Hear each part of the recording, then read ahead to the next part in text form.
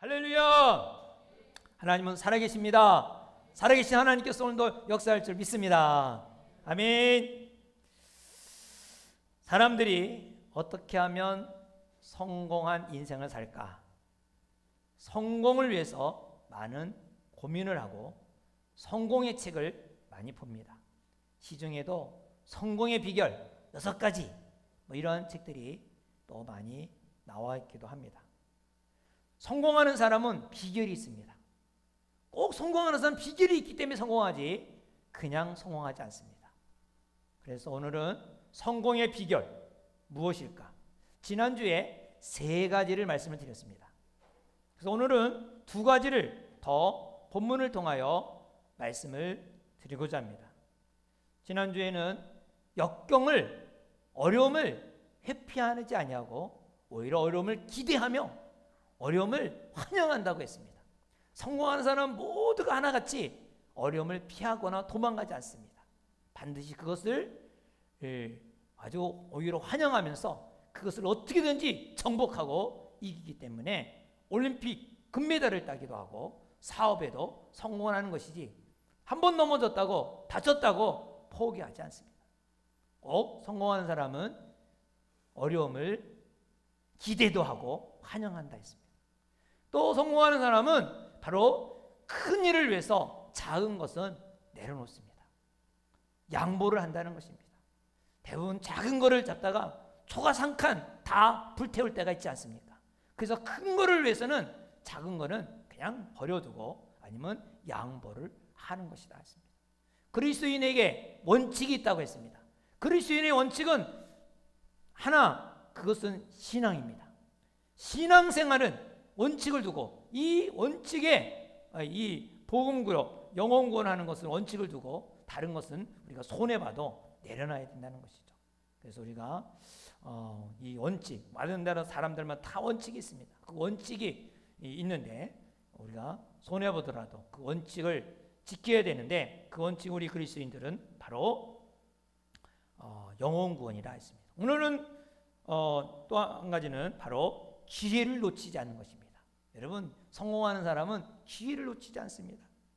바울의 소원은 무엇입니까? 최고 멀리 가서 복음 전하고 많은 사람들에게 복음 전하는 것이 바울의 소원입니다. 바울은 복음 전하는 기회를 놓치지 않았습니다. 지난주에 말씀을 드렸듯이 바울은 지방교회의 대표자들을 데리고 예루살렘을 방문했습니다. 그동안 예루살렘 교회가 기근으로 인해서 또 지진이 일어나서 많은 어려움이 있기 때문에 그 아가야 교회 또 마게도냐 교회 그리고 아시아 교회들의 그 교회들 개척한 교회들의 부조금을 좀 구제금 얻고 거기에 대표들 장로님들을 데리고 그리고 예루살렘에 방문해서 예루살렘의 대표자들과 만남을 줬습니다. 그래서 같이 인사도 하고 소개해서 이 지방 이방인 교회들이 정말 본부교회 한마디로 예루살렘 교회 이 사도들과 만남에 대해서 굉장히 아주 뿌듯함을 가지도록 했던 것입니다. 그런 찰나에 그 예수님의 동생인 야고보가 예루살렘 교회 담임 목사 역할을 가지고 있는데 그 바울에게 말했습니다. 이상한 루머가 돌아다닌다. 그러니까 내 말을 좀 경청하여 듣고 실시했으면 좋겠다 하는 것입니다. 무슨 말인가 하니 이 바울이 복음을 이방인에게 전도할 때에 유대인들도 할례하지 말라.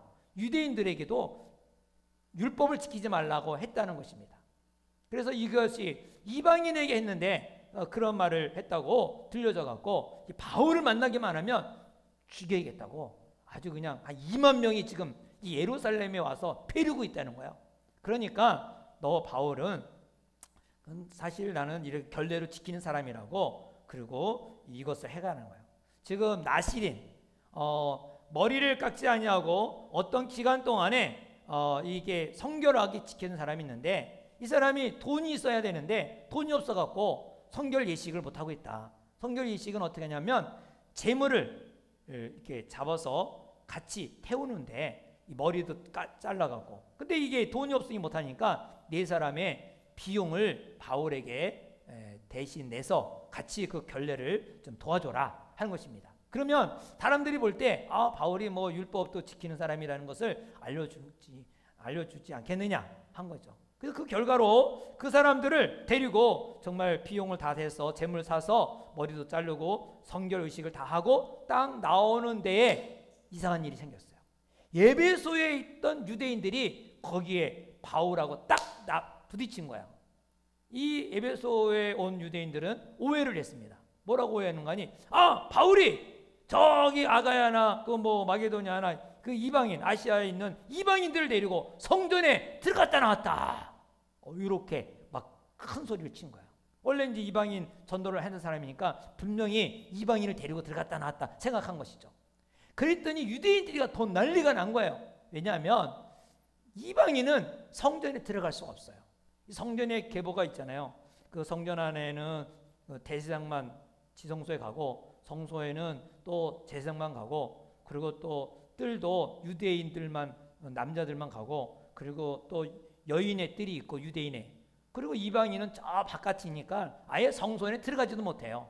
들어갔다는 난리가 나는 거죠. 죽어도 로마 군인들이 아예 그 상관을 안 할 정도로. 근데 이 바울이 지금 낯선 사람하고 성전에서 나오는 걸 볼 때 분명히 이거는 이방인을 데리고 나왔다. 그러면서 사람들이 막 소동을 친 거야. 그러니까 사람들이 다 모여갖고 이 바울을 막 돌로 때리고 막 잡고 늘어지고 막 때리고 막 발로 받고 막 난리가 났어요. 막 사람들이. 그러니까 이 소란 때문에 바로 로마의 천부장이 군인을 데리고 와갖고 딱 안정을 시키죠. 너무 맞아갖고 이게 쓰러졌어요. 바울이 너무 맞은 거야. 막 말할 힘도 없는 거야.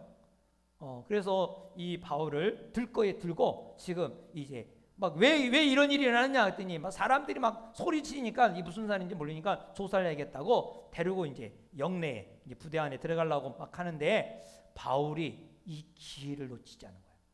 지금 사람들이 엄청나게 와 있으니까 나에게 기회를 이제 말할 기회를 달라고 말한 것입니다. 바울은 어떻게든지 사람들이 많이 모인 곳에 복음을 전할 기회를 잊지 않은 것입니다.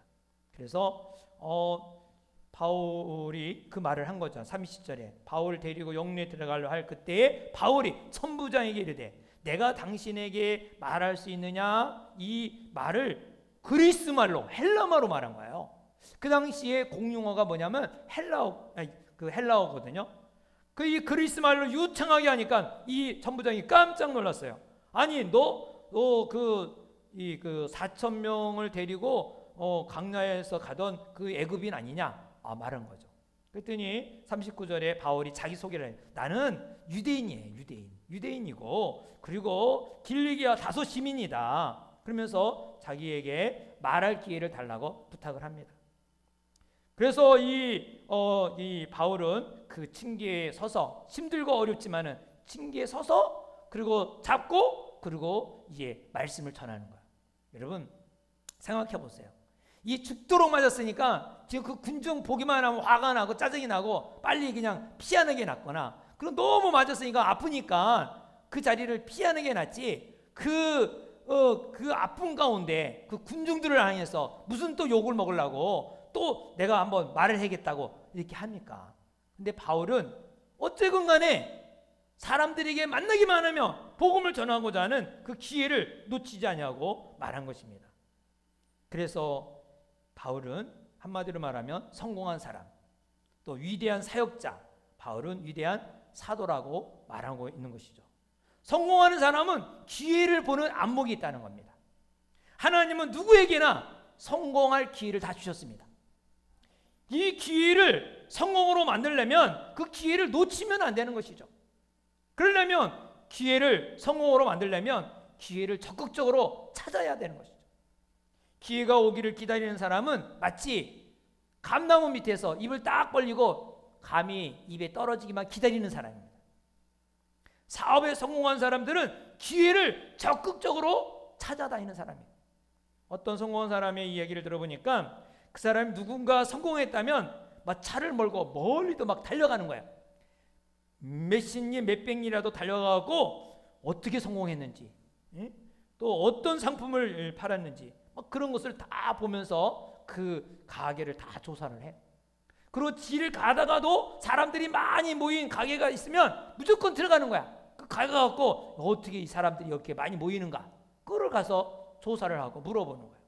그래서 이 사람은 이 사업도 매번 바뀌는 거예요. 왜? 잘 되는 거를 하기 위해서, 잘 되는 거를 하기 위해서 또 바꾸고 또 이사가 하면서 과감하게 결단을 내리면서 해서 그가 그래도 나름대로 성공할 기회를 잡았다는 것입니다. 성공이 멀지 않는 사람이라는 6가지 비결이라는 책이 있습니다. 4번째로 나오는 이야기 중에 이상하게 승진을 잘하는 비밀이 있다는 거야. 직장에서 승진을 잘하는 비밀. 미국의 헤드 헌팅 회사가 경영자를 조사한 결과 그들은 자신이 자주 보는 직원을 승진시켰다. 자주 보는 직원. 실력을 갖추는 것은 기본이고 윗사람에게 눈에도 잘 띄어야 승진이 잘 된다는 것이죠.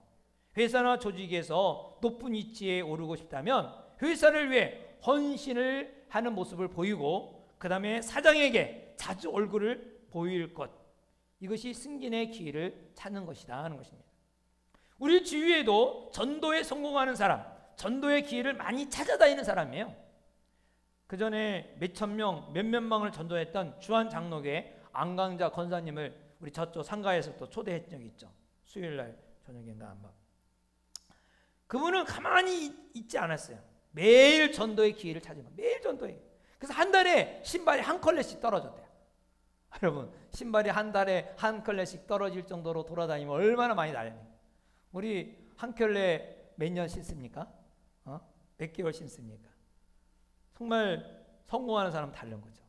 성공을 하되 근데 아무거나 다 성공하면 되겠어요? 안 되겠죠. 노름에 성공해 보겠다고 노름바람에 맨날 달린다면 그 가정은 어떻게 되겠습니까?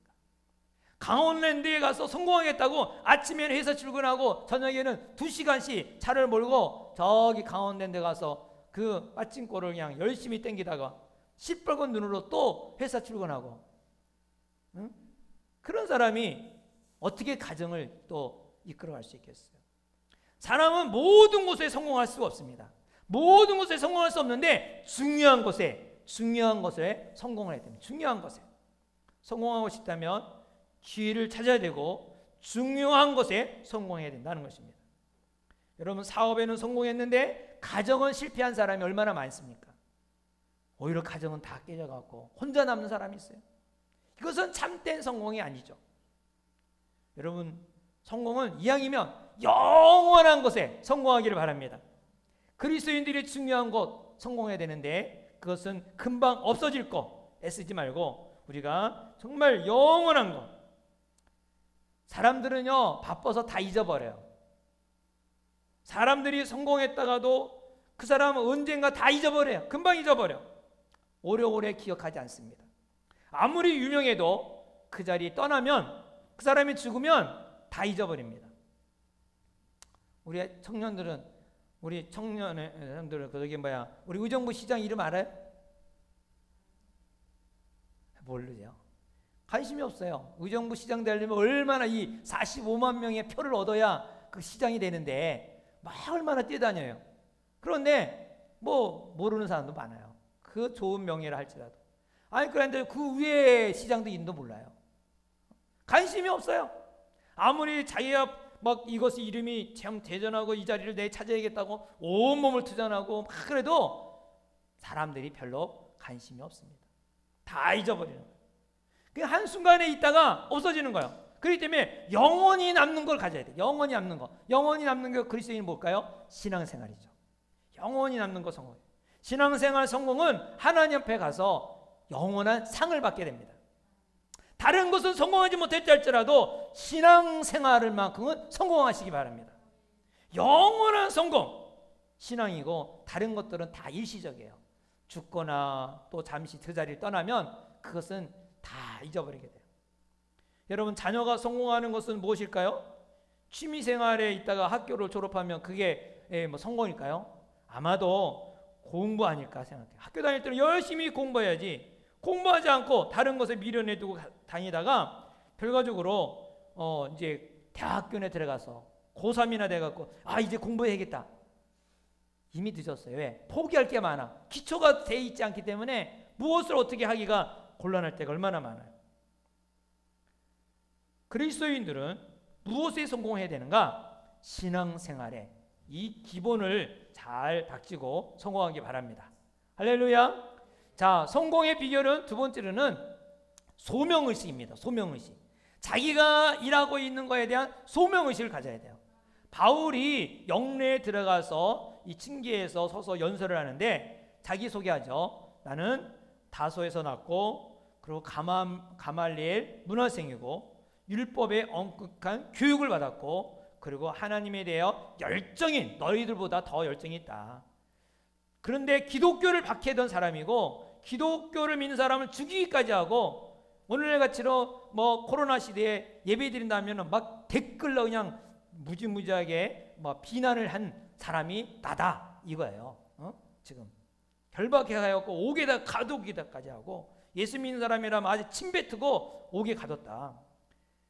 대장과 모든 장로들이 너희들 알지 않느냐? 왜? 예루살렘에서 공문을 가지고 갔으니까 거기에 살아있는 사람들이 다 알아요. 아, 바울이 어떤 사람인가? 다 알지 않느냐? 근데 내가 공문을 들고 가다가 다메섹에서 정오에 대낮에 이 태양보다 더 맑은 빛이 강력하게 내게 임했다. 여러분 태양이 얼마나 정오에 뜨거워요. 굉장히 강하죠. 근데 그보다 더 강한 것이 그 눈을 딱 때려갖고 눈이 멀어버렸어요. 바울이. 그러고 하나님께서 다메섹에 가면은 아나니아가 있으니까 아나니아를 만나라 해서 아나니아 가서 안수를 딱 하니까 눈이 딱 떴었어요. 뱃내장이 해결이 된 거야. 할렐루야. 딱 해결이 됐어요. 그래갖고 그냥 눈도 잘 보이는 거죠. 그런데 이 아나니아를 통하여 그 사명을 알려주는 거예요. 거기에 14절부터 나옵니다. 그가 또 우리 조상들의 하나님이 너를 택하여 바울을 택했다. 너로 하여금 자기 뜻 하나님의 뜻을 알게 하며 의인을 보게 하고 예수님을 보게 했죠. 보게 하시고 그 입에서 나오는 음성을 듣게 하시고 너가 왜 나를 핍박하느냐. 그래서 내 증인이 되라고. 15절에 내가 그를 위하여 예수를 위하여 모든 사람 앞에서 내가 보고 들은 예수에 대해서 증인이 되리라고 이렇게 아나니아를 통하여 듣게 된 것입니다. 그래서 이는 나는 모든 사람의 증인이 되겠구나. 그래서 유대교에서 기독교로 개종됐습니다. 16절에 보면 그래서 예수 이름을 불러서 세례를 받고 죄 사함을 씻었다 했습니다. 그러니까 이 세례를 받았다는 것은 개종했다는 것이잖아요. 이 아나니아를 통하여 바울은 자기가 사명이 뭔지 복음을 전하는 것이 예수를 전하는 것이 바로 자기의 소명감을 깨닫는 것입니다. 여러분 이 소명감을 가진 사람은 아무리 핍박이 있고 아무리 어려움이 있을지라도 그것을 극복합니다. 소명감을 가진 사람은 하나님이 이것이 나에게 맡겨준 것이라 생각하기 때문에 그 어떤 어려움도 다 이겨나갈 수가 있습니다. 소명이란 자기 직장을 버리고 교회 사역을 말하는 것이 아닙니다. 사람이 사는 모든 영역, 모든 부분을 말하는 것인데 그 중에 가정생활, 우리의 사회생활, 교회생활을 말합니다. 그리스도인은 이 세 가지 분야에 바로 소명감을 가져야 됩니다. 하나님께서 이 세 가지를 통하여 하나님 당신의 뜻을 나타나고 드러내기를 원하십니다. 이 소명을 가지고 가정생활을 하고 사회생활을 하고 또 교회생활을 할 때 성공적인 삶을 살 수가 있습니다.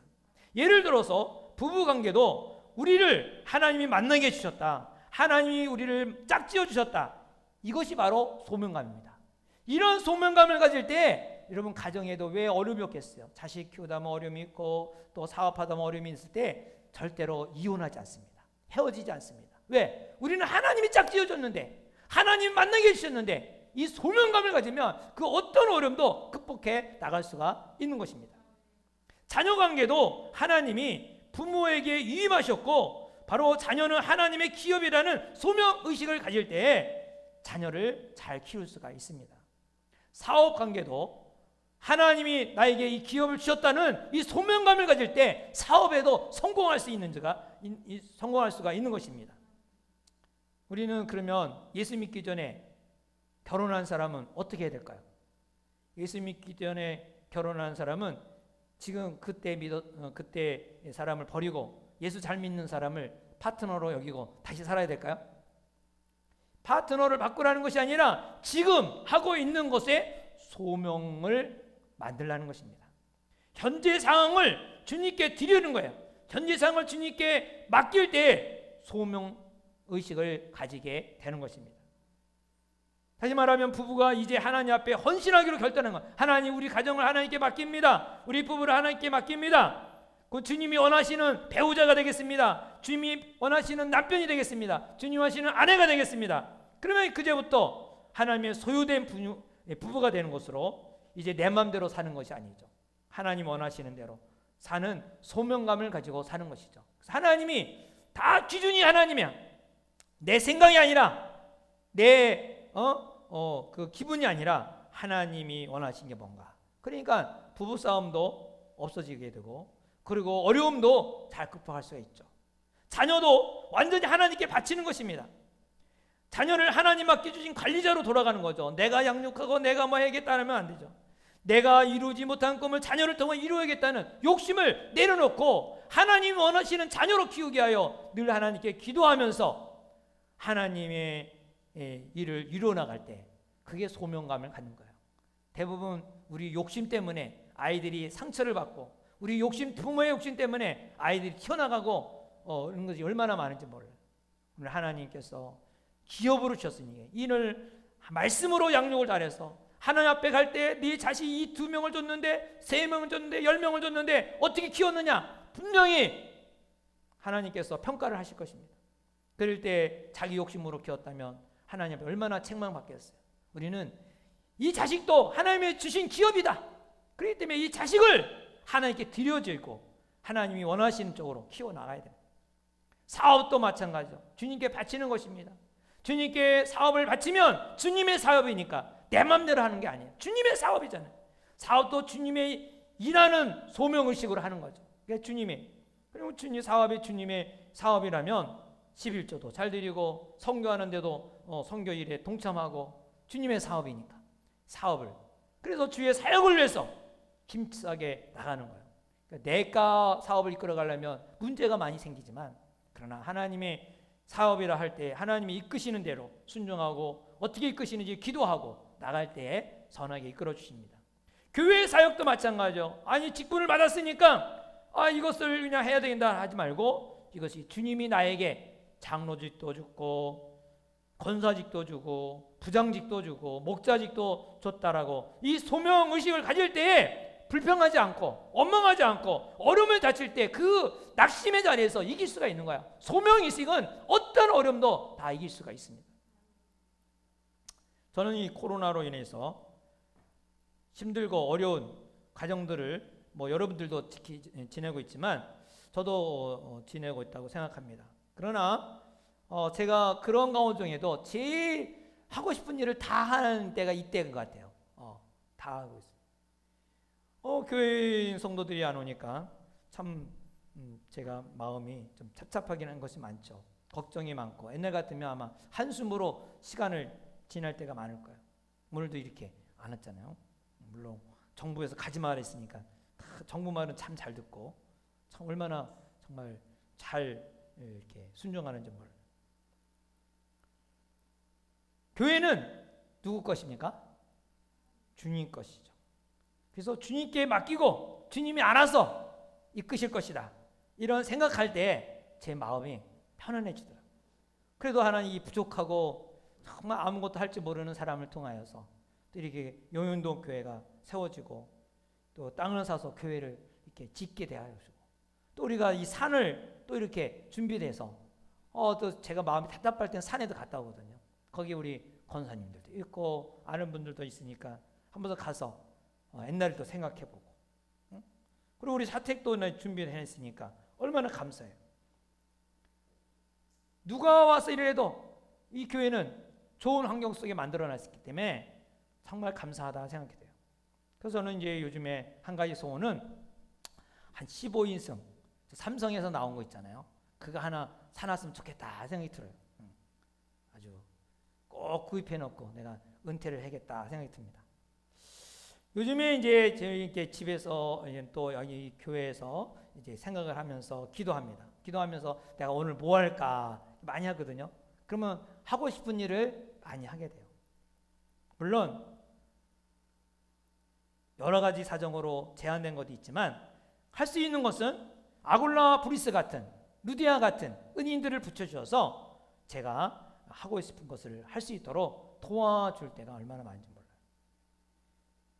우리는 그리스도인으로서 종의 위치로 하나님이 사인해 주시고 가르쳐 주신 것을 순종하고 실천해 나갈 때 우리는 그 어떤 어려움도 이겨나갈 수가 있습니다. 우리 성도들이 안 나오는 동안에 저는 더 많이 기도하게 되죠. 그래서 이 빈자리를 놓고 가슴이 아파하며 하나님께 기도하는 가운데 제가 요즘에 새벽기도 때에 그 읽은 구절들이 많이 생각이 나더라고요. 예수님이 나사로 집에 갔는데 우셨어요. 지금 죽은 사람은 살려갔는데 우셨어요. 예수님은 살리는 영이 계시는데 사람들은 죽는 것만 생각한 거예요. 살리는 그 소망이 없기 때문에 그 불쌍한 사람들을 보고 우셨어요. 그리고 또 예수님이 70년 후에 예루살렘이 멸망할 걸 보면서 그 당시에 지도자들을 보면서 우셨어요. 예루살렘아 예루살렘아 하시며 우셨어요. 그 장면이 문득 하면서 제 마음도 아픈데 하나님도 많이 우시나 보다. 지금 교회들마다 정말 어려움이 있으니까 다 우시겠다 생각이 들어요. 여러분 계속 엎드려 걸으며 또 하나님께 기도할 때 하나님은 우리를 향하여 또 위로해 주시고 또 인도해 주십니다. 그리스도인들은 이 땅에서도 성공하고 믿음으로 꼭 성공하기를 바랍니다. 저는 다른 것은 자랑할 수 없지만은 이게 새벽기도만큼은 제가 그냥 자랑할 수가 있는 것 같아요. 제가 2시 55분에 일어나서 교회로 오니까 아마 내가 이렇게 목사님들한테 얘기하면 깜짝 놀라요. 어휴 왜 그렇게 일찍 일어나냐. 근데 또 2시 55분에 일어나도 그래요. 언제 자냐고 또 물어봐요. 언제 자냐고. 그래도 하여튼간에 일어나서 뭐 씻고 샤워하고 뭐 이렇게 하다 보면 금방 3시 반 돼요. 벌써 문 열고 3시 반이면 문 열어요. 불 다 켜놓고 그리고 이제 기도하고 음악 틀어놓고 기도하고 있다가 새벽 기도를 드리죠. 누구보다도 아마 일찍 일어나지 않을까. 뭐 많이 또 일어나는 사람도 있겠지만 그 중에 한 사람이다. 또 금식, 땡깡, 하나님께 땡깡 부리는 거는 제가 또 많이 하지 않습니까? 금식 기도. 아마 제일 많이 목사님들도 많이 했겠지만은 제일 많이 경험을 한 거죠. 영적으로 하나님과 교제를 나름대로 많이 하는 편이죠. 여러분 안 믿는 사람들이 그리스도인을 볼 때 무엇을 보겠습니까? 무엇을 볼까요? 하나님 보시기에도 이웃이 보기에도 자기 자신을 보기에도 신앙만큼은 내가 이렇게 신앙생활 했다고 자랑해야 되지 않겠습니까? 말할 수 있어야 되지 않겠습니까? 사업은 세상에서도 실패하고 신앙도 실패하고 그 어떤 거 자랑할 것이 없다면 얼마나 불행합니까? 우리는 변함이 없는 영원한 것 신앙만큼은 성공하기 바랍니다. 여러분 신앙 성공한 사람은요 이 소명감 의식을 가지고 기회를 놓치지 아니하고 탁 나가는 사람은 하나님이 그 사람을 책임져 줍니다. 요셉이라든가 다니엘이라든가 다 하나님이 그 기회를 주셨고 그 기회를 통하여 하나님이 일하시는 것을 볼 때 우리는 하나님과의 교제, 신앙만큼은 양보하지 말고 정말 어떤 환경 속에서도 하나님과 관계를 깊이 교제하는 여러분이 되기를 주 이름으로 축원합니다. 우리 다 같이 기도하겠습니다.